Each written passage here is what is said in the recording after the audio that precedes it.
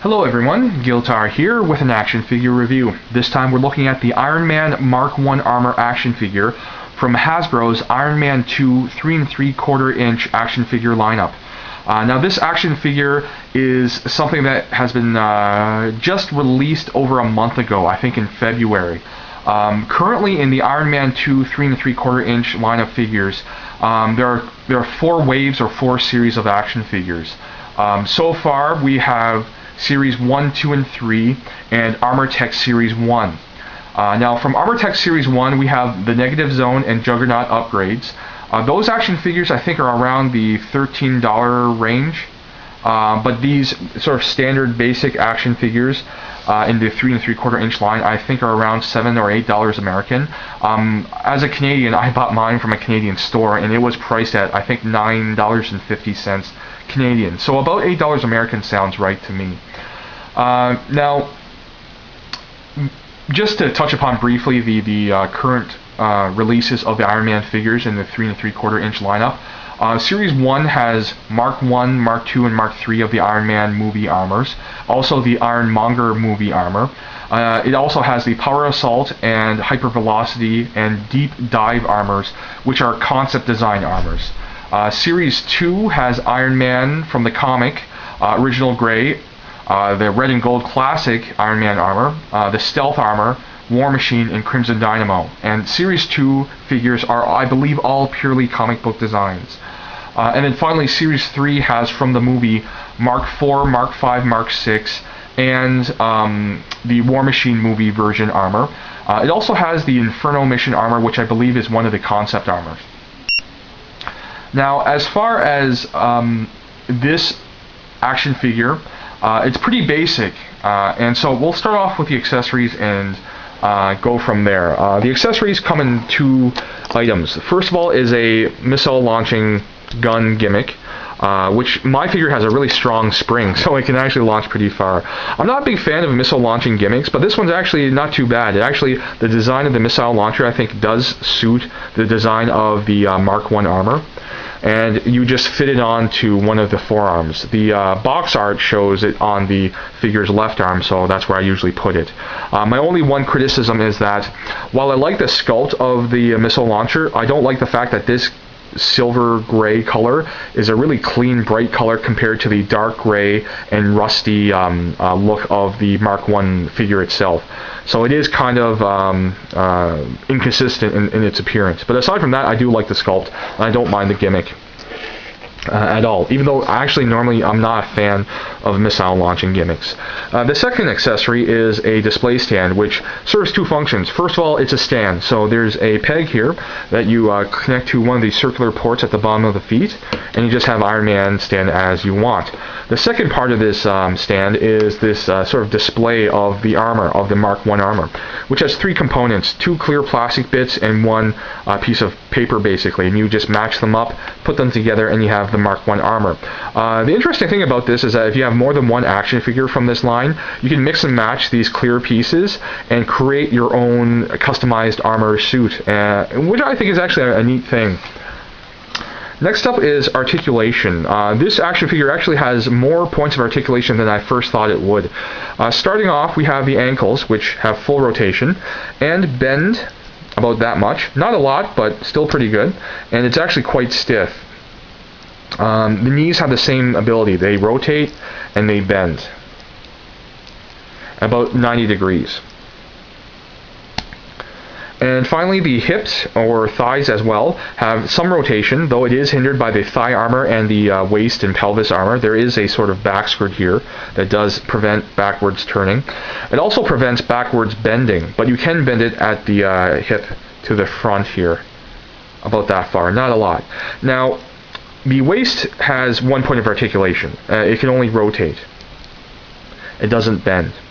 The shoulders and the elbows have the same sort of articulation setup as the legs. You have rotation at the shoulder and bending at the shoulder to about that degree. The same goes for the elbow. It has rotation and it has some bending, though not a lot. The wrists do not have any articulation, but that's because of the design of the Mark 1 armor. To make these articulated at this size would just make them pretty fragile, to be honest. And there's no need to make the wrists really posable at this scale for this design as well. Finally, the head itself has only slight rotational ability. It can only look side to side that much, and it can't bend. Now that's articulation. Next up is the details of this action figure, the sculpted details, for example. A lot of people who have reviewed this figure and other Iron Man 2, 3 3/4 action figures have said that the details in these figures are quite impressive, and I must agree. Even though I don't have the larger versions of these action figures, the sculpted detail looks really great. A lot of it is really actually very fine and detailed. There's scarring of the metal, gouges, rivets, separation of plates, and other touches like the material used for the work clothing that Tony Stark wears under the armor suit. This sort of dark tan color here, the black of the engine, or the motor rather, at the back, the black of the treads on the sides of the thighs, the orange of the fuel tank, and even the arc reactor paint job isn't too bad either. Now, I don't know if you can make it out on my camera, but around the arc reactor there's some other sculpted detail inside as well, which is really nice.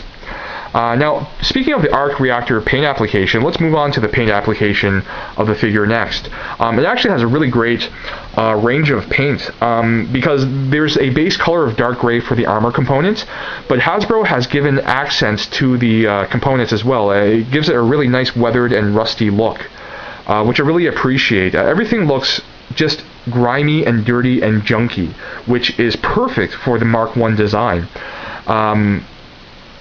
And combined again, like just the sculpted detail combined with the great paint application results in a very good looking action figure in my opinion. Now, let's move on to the pros and cons. To be honest, I have no pros to list for this action figure. In my opinion, for an $8 action figure, this Mark I figure is worth every penny at the very least. I think, in my opinion, it's just as good as any high-end action figure. Because if you look at those action figures, you're paying for more and you're getting more. That's true. But when you look at this action figure, you're paying about $7 or $8 American, and you're getting that much value out of it, in my opinion.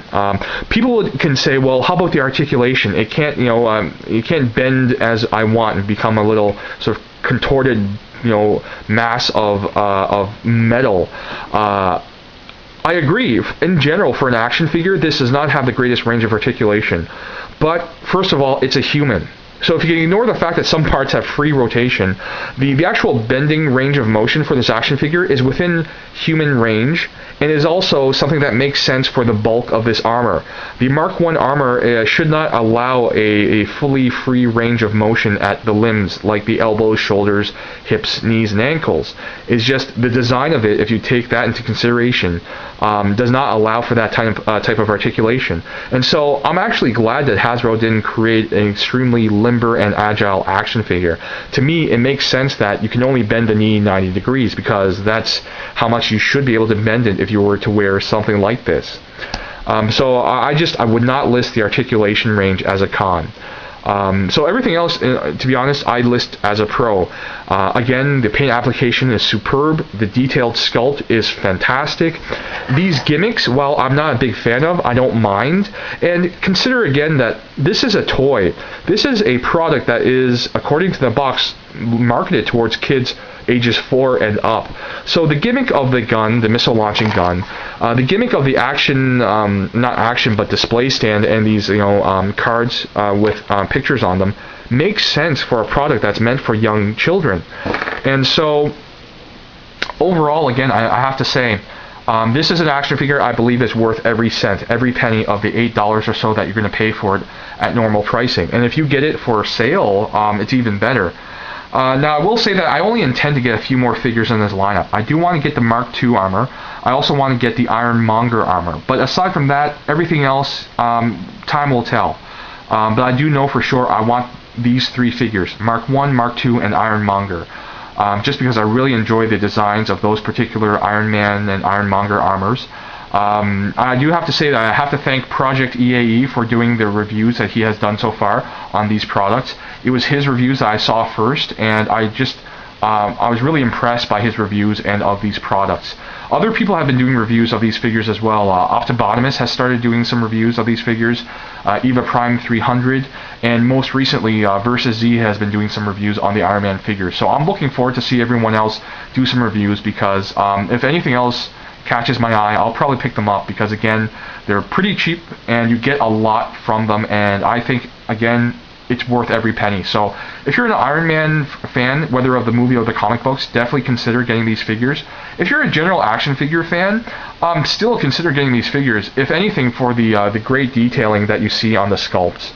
And I know, in my opinion, they're great display pieces. So that's my review. I hope you guys enjoyed it and got something out of it. And, well, as usual, I thank you for watching, and I'll see you guys next time.